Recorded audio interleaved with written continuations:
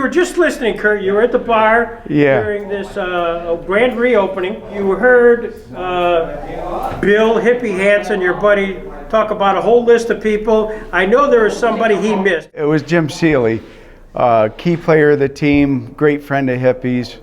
And he's like, oh my God, I can't believe I slipped that. I owned a race car for a short time, John Venable's car. And that was a crazy beginning, but that's how I got my foot up into state line. And I'd be chasing parts, and Barton's team was always helping us out. And Chubb Frank would sell me, used parts, very inexpensive to keep the car going. So I got to know the team that way.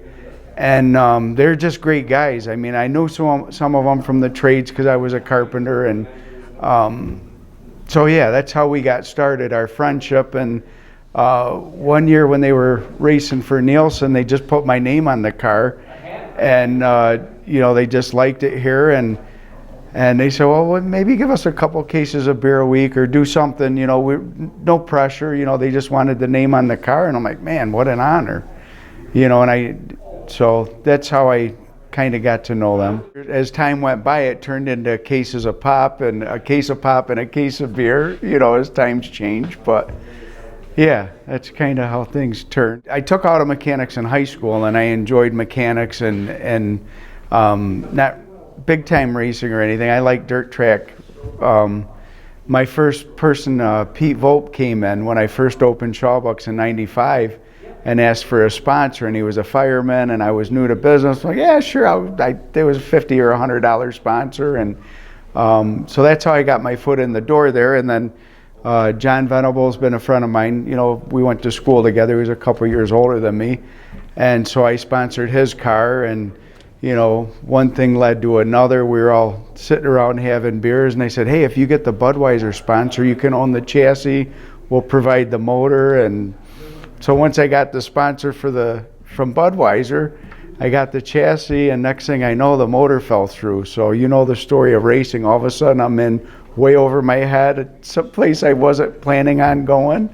But we made it through that year, and it was fun, but it was stressful at times too. There's just something about being on dirt, that's exciting. It's a different track every time you show up. They'd come here every Tuesday night, and they'd have their team meetings here. I mean, there'd be anywhere from 6 people to 12 people, and other race teams would join them, and they'd hang out. And is that right? It was nothing for John Lobb, and John Lobb and his crew still come, on Tuesdays in Dutch. Sometimes they come twice a week. But yeah, they were all, friendly, you know what I mean? But yeah. When they'd have their team meetings on Tuesdays and plan the week out. And because clearly you were the choice when they had their big celebration when Dick retired, won his 80th, and it was here. Yeah, and I was so fortunate. I was at the track that night too, and with my son Colin, and he was all about Dick Barton. I mean, that's really how my son got into go-kart racing, because they first came out with die-cast like around 2001 or 2, and they gave me a die-cast car with Shawbucks on the hood, just like it was. And when my son was born, I had it on the mantle. My wife never wanted it there.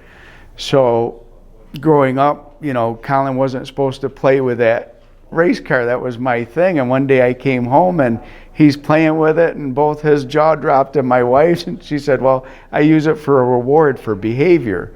So everything was about Dick Barton growing up. Go Dick Barton. We'd go to the track. He might not watch it go around, but he just was rooting for Dick the whole time. So what's your best memory of a Dick Barton moment? Oh, it was the second to last lap, or the last lap of his 80th win. I mean, that was crazy.